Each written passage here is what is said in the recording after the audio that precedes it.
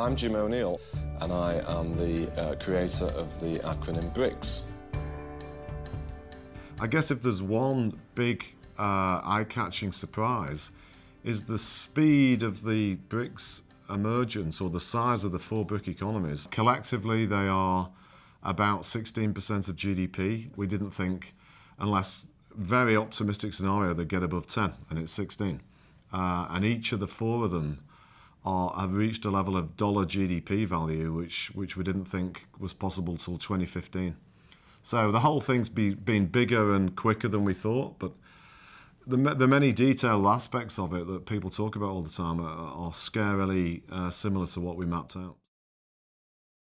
In some ways, this crisis has been good for the BRICS. China, in particular, has responded to the pressures of this crisis and is arguably even stronger for it, because they're now shifting to a period of domestic demand-led growth and not exports.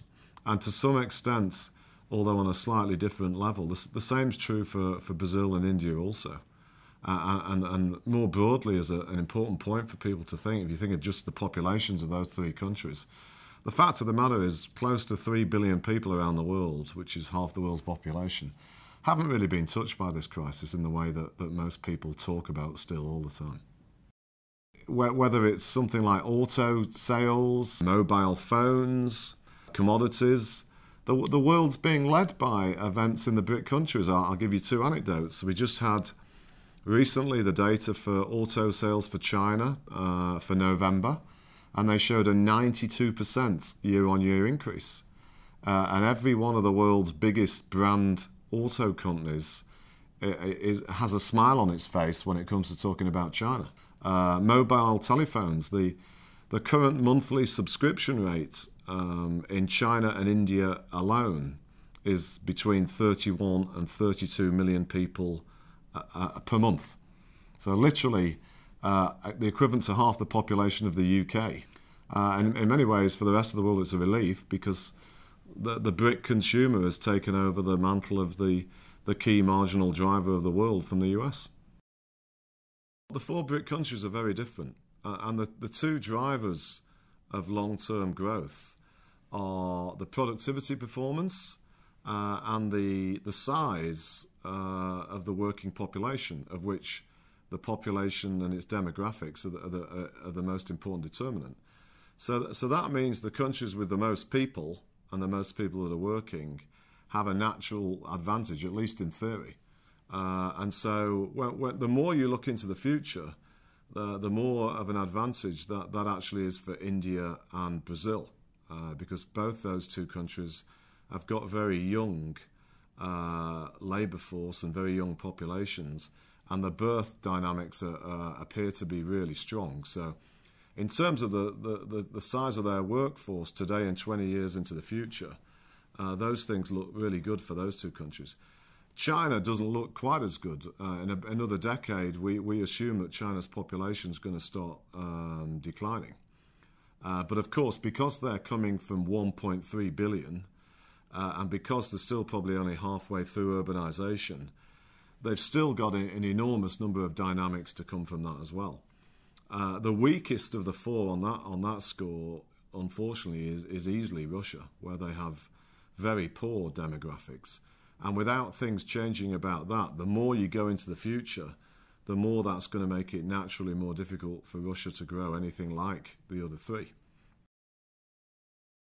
China, because of its sheer size and its starting base, is really quite unique. And in fact, I would say that there isn't really an economic phenomenon like China that I've seen by reading modern history, or is likely to be again in the vaguely foreseeable decades of the future. As I often like to say to people, it's now 8 years since I first wrote about the BRIC acronym. We have 7 years worth of data. In that period, the increase in China's GDP in dollar terms is $3 trillion, and it's like China. It's the equivalent of China having created two United Kingdoms in 7 years, and it's a truly astonishing fact. And this is going to go on for at least another decade. So you can't put the other three in the same league as China. Frankly, the past year was a lot easier in my opinion, to see as a great year for investing in the BRICS than the next one. Because the BRIC markets have had a fantastic 12 months and the valuations aren't as compelling as they were.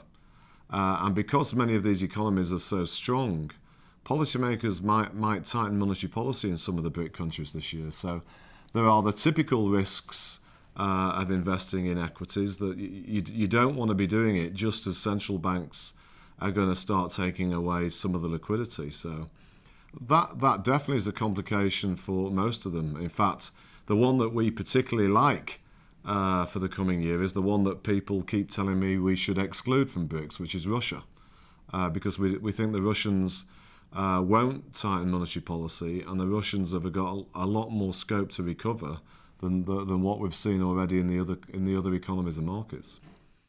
As this crisis has sort of demonstrated, Russia is too dependent on energy prices. It also has serious problems with corporate governance, and it's got weak demographics. So of the four, even though it's the market I like best for the next year, Russia's got the most fundamental important things that it needs to address. In Brazil's case, it's just getting used to the reality of people being in love with you. The country has succeeded in achieving relatively low and stable inflation. They're attracting a lot of capital flow. They've just introduced some controls to try and reduce the attraction. But it's something, if Brazil wants to be regarded as a sensible, stable place, these are issues Brazil has got to get used to. In India's case, pretty straightforward. Tough, but straightforward. Infrastructure. The new government in India is talking a big story about rapidly increasing the amount of road building it does. If they do it, fantastically positive development. But as with many other things in terms of Indian government, how seriously are they about what they say? And then with China, it's carrying on the wonderful path they've adopted this year, and that is trying to sustain the importance of the Chinese consumer. Because that lies at the core of the BRIC consumer story, and it's the way that the rest of the world's going to be able to cope through time with the inevitable weakness of the US consumer, which probably still lies ahead of us.